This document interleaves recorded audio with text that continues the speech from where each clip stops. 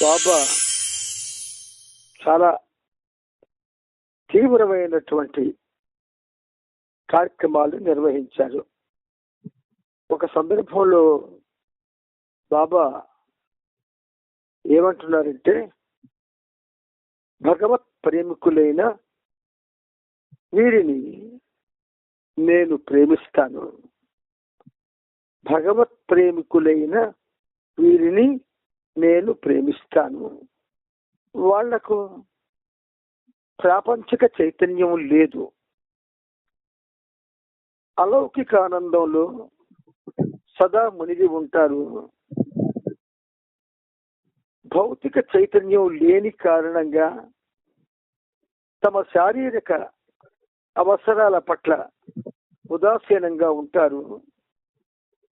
వారిలో ఉన్నదంతా భగవంతుని ఎడల ప్రేమయే అని అంటూ,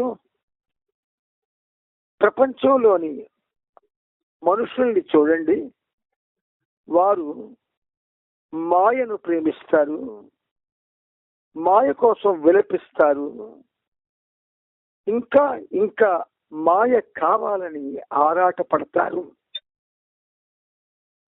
ప్రాపంచక మానవులు కామ క్రోధ లోపాల్లో మునిగి ఉన్నారు.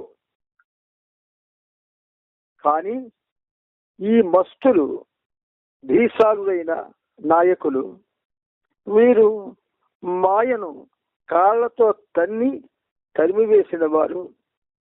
వీరు తమ ప్రియతముడైన భగవంతుని కోసమే జీవిస్తారు.